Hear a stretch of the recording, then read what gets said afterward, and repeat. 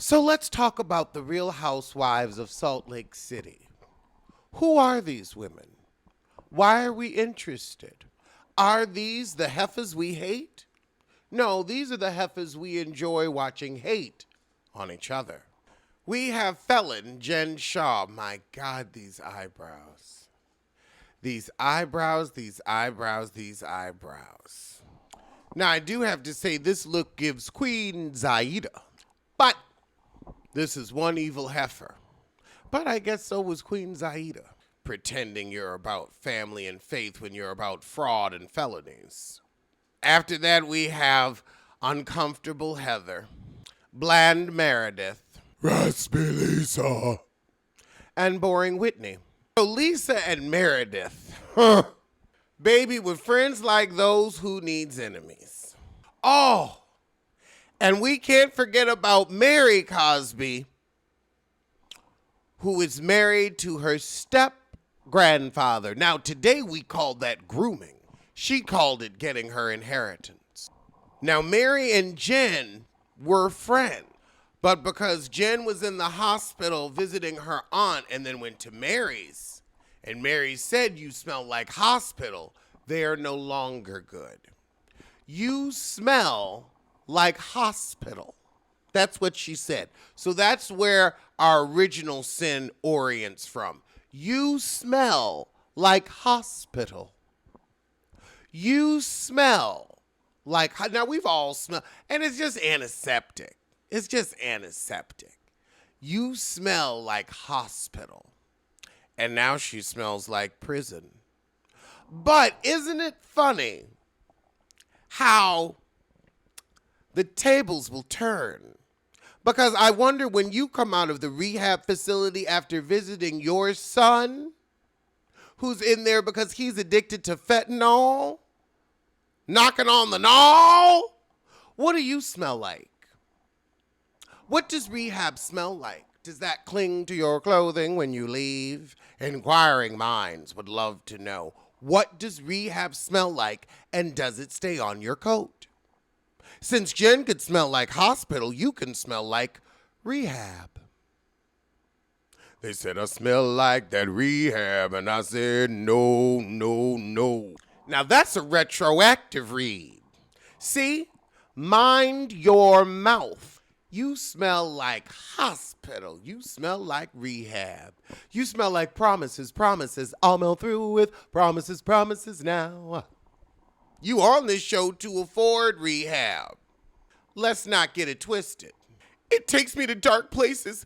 I can smell it everywhere. Is that how rehab stinks when you get home? Do you got to let your coat air out in the garage? Or garage, as my UK fans would say. Jen, like, my aunt had to get her legs amputated. Mary's going, bleh, bleh. Those are probably the same faces your son make when he's in withdrawal.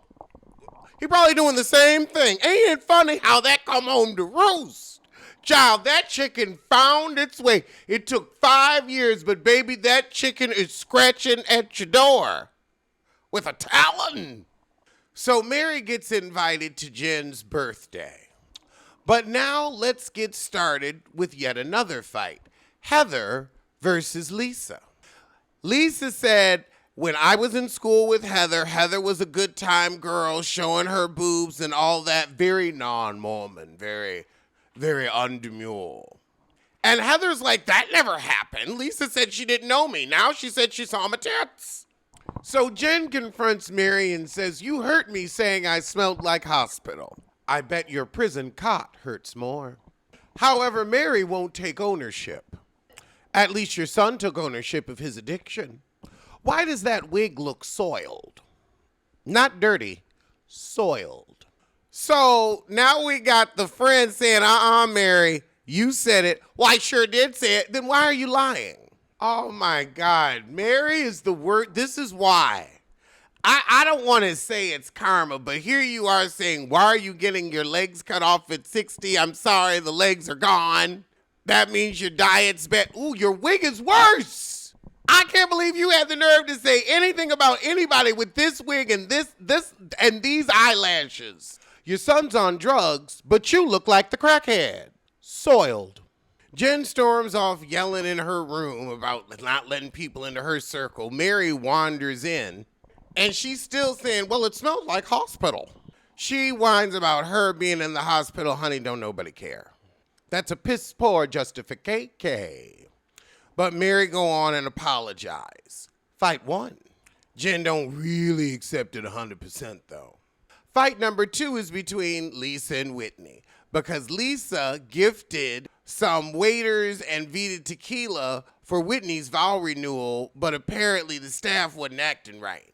And you know you can't talk about Lisa and her business. So Whitney says, yeah, the bartenders messed up my house. There was a lot of broken glass. Some of my husband's whiskey from Ireland was open. Top shelf tequila. Our tequila's top shelf.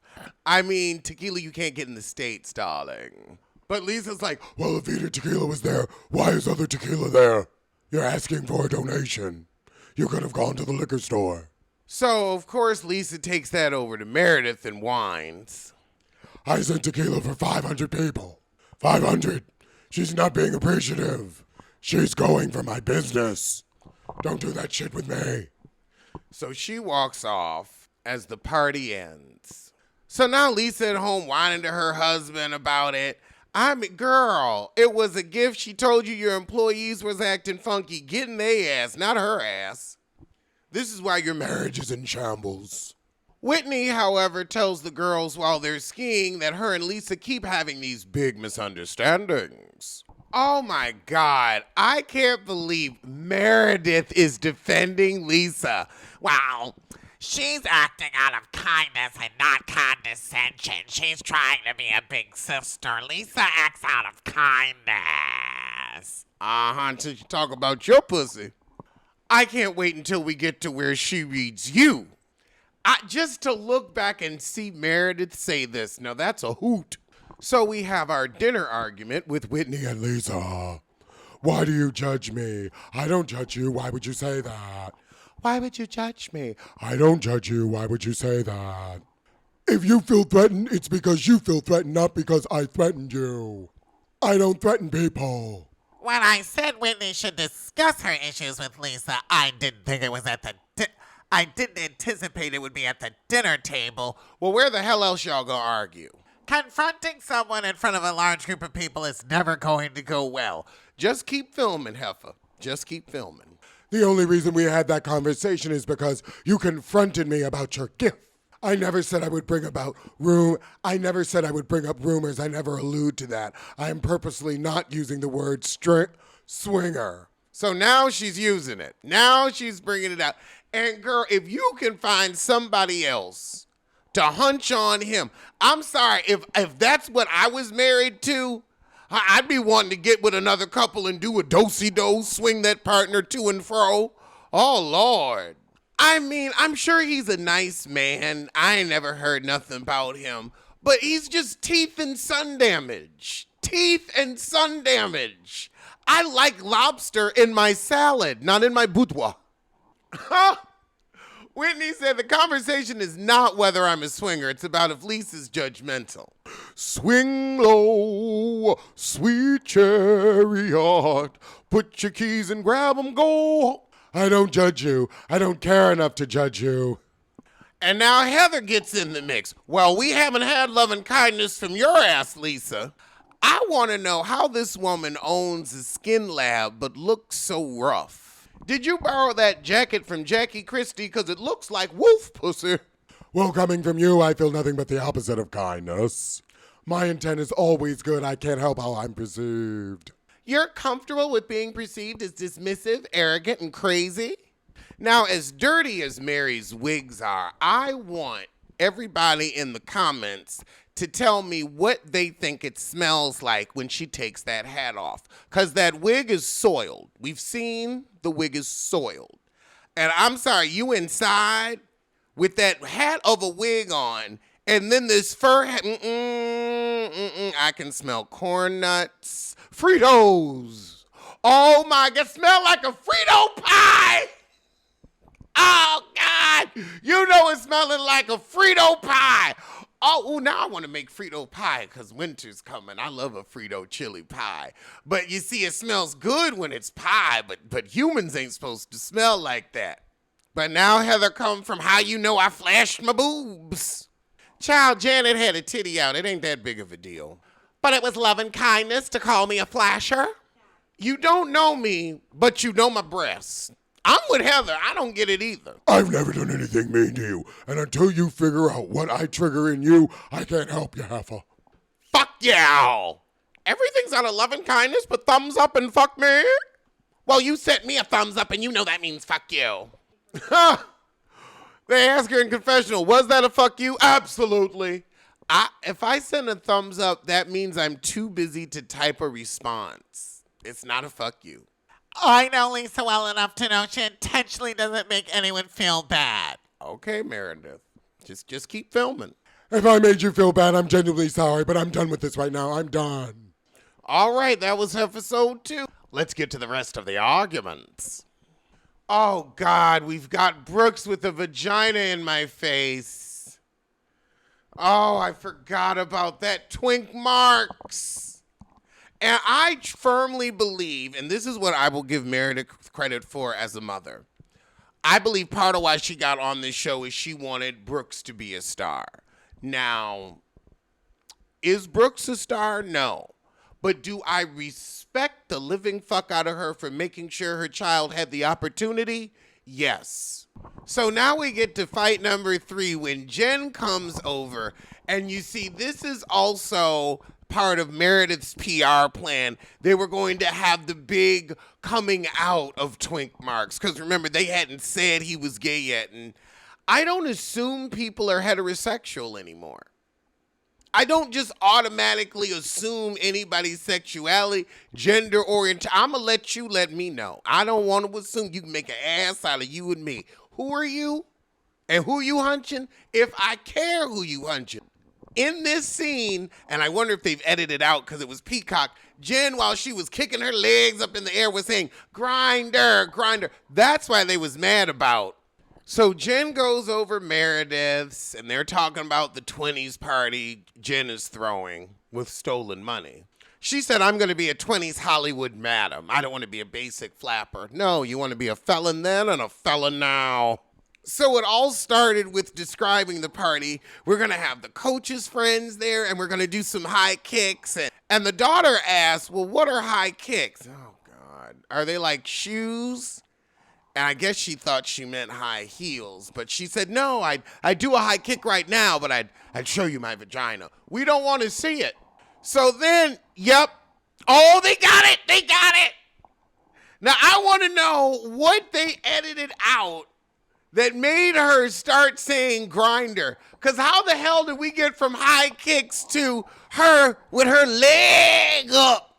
She got that leg up. She was doing grinder, grinder. Why are you doing that? I'm going to fall and bust my ass.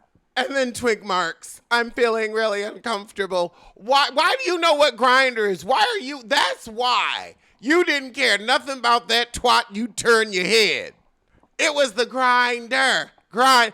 And that didn't make no sense to me either. Her vagina is in my face. No, it wasn't. She had turned her pussy. She turned that twat and was doing grinder. I'ma show the picture. You were on the other side of the room. It was the grinder you had an issue with. I forgot all about that.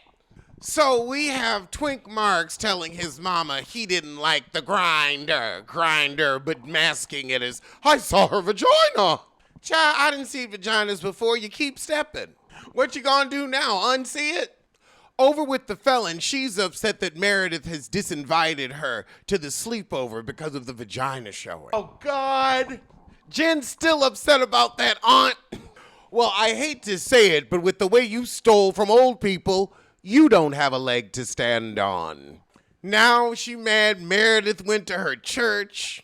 So episode 4, we're opening at the party, and the felon asked Meredith to come over with her, and she says, I was hurt. I know Chloe's going to school, but I wanted to spend time with you. So Meredith is like, look, I'll explain it to you later when we ain't at the party, because I don't want to tell you you made my kids uncomfortable. But then she goes on about Mary. I can't believe you go to her church. Meredith says, I don't take sides. so you're going to be Switzerland the rest of your life? You lucky you didn't end up in prison for the rest of yours. Don't you have an opinion? I was your friend before you knew her. You're my friend, and if anything did anybody to you, I'd back you 1,000%. And she said I smelled like hospital. Meredith's like, I thought y'all got on the good foot.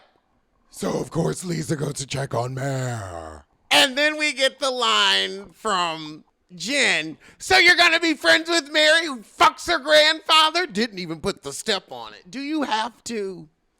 Step grandfather, grandfather. I know there's a line, but I still think that line's been crossed. But you know what they say, pastors eat pussy too. Whether it's true or not, it's rude. Who talks like that? We normally don't. Because how often do people marry their grandparents? Who wakes up and says, you know what? I want my grandpapa in this pussy. Ain't nobody saying it. You can either be on my side or the other side. Meanwhile, Meredith running around telling the other women, I do not engage in women who treat me that way and yell at me about my relationships. God, Jen calling Sharif trying to get a ride home. So Mary throws a Met Gala brunch where we're going to have some more arguments. Mary starts us off with a tearful prayer, thanking God for Mary, for Lisa, and for Whitney. So we kind of get an apology from Jen to Mary, but then they get to arguing. Mary says the girls wouldn't have called me a grandfather fucker except you, Jen. Jen says, well, we were raised very differently. Don't curse at me. Don't blink your eyeballs at me. Don't wave your finger at me. Don't get ghetto. Some might consider having a son addicted to fentanyl ghetto. Some might. I wouldn't, because I know drugs can affect anyone. But since you don't like black men that stand in front of 7-Elevens, it's ghetto for you. I never forgot. Mary, you act like you're better than me. Oh, that's why you keep coming at me? Well, I don't want to talk to you ever. Good day. Jen, get up. Open your eyes at me one more fucking time. At least she ready for prison. She bout it. What are you going to do, whoop my butt? No, but we could tell your son's addiction's doing that. I'm like a dog with a bone. I ain't never going to let it slide. So now Jen stomps out, smelling like taking that hospital aroma with her. Mary's probably never had an orgasm in her life. That's sad. Having that old man over her. Oh, Lord. He looked like he don't know where a clitoris is. Mary inside whining, you hurt me. Not as much as your mother hurt you. You are the definition of a fucked up upbringing. So Heather comes back in with Jen in tow. Jen said, I'll rise above. I'll rise above. I'll rise above Mary's hating. I'll rise above. She's beneath me. She's no Nene. I'm here because I care. I opened up and then you take my legs out from under me just like my aunt. I didn't mean that. I just said my opinion. And then Heather says, well, you're dismissive and hypocritical. But now she get into it with Heather. Don't call me hypocritical. Mary said, well, you seem hypocritical too. You have very many faces with me. Mary gonna say, I don't want this around Walter. He's very upset right now. The waiter? Then Whitney tries and she get into it with Whitney. Don't tell me how to feel. You're a baby. She said, I'm at this dinner. My age don't matter. I don't need hoodlums to be around. Oh, I'm a hoodlum? You are. Well, she's a felon. Way worse than a hoodlum. That's petty crime. I think you're a hoodlum. Mary was right. Mary was right about this heifer, though. We got to give it to her. She hit her with the, well, you said you don't like it when black people are in front of a 7-Eleven. You go somewhere else. You're black, remember. Child, we don't claim her. I don't claim Mary. I don't claim Mary as my kind of black. There's several different kinds of black. Mary, we ain't kith and kin. We are no relation. I ain't claim. Y'all can claim her if you want to. I don't claim her. Girl, shut up. No, Mary, explain it.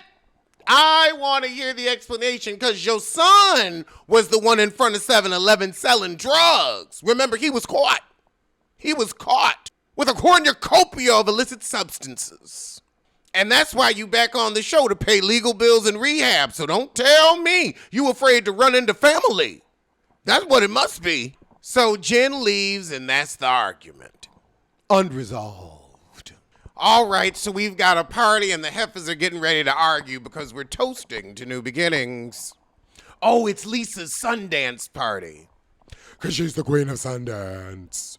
Oh, God, Mary wants to talk to Jen and make sure they're good. You ain't. So Jen wants to lie about saying Mary is a grandfather fucker. And you said it. It's true, but you said it. All right, but now it's time for Coach Shaw's birthday with the fine. Oh, these men is fine. Her cousin is fine.